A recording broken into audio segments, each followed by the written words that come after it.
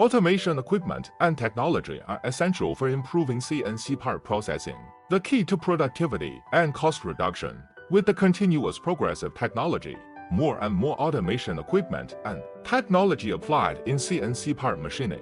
This includes 1. Automated production line. The use of automated production lines can achieve automatic grabbing of parts, processing and release to improve production efficiency and reduce labor costs. 2.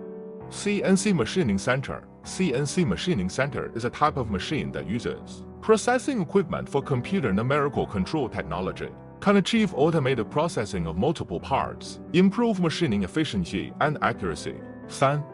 Robot processing. Robot processing uses robots instead of manual labor to process parts, can achieve 24-hour uninterrupted production and improve production efficiency.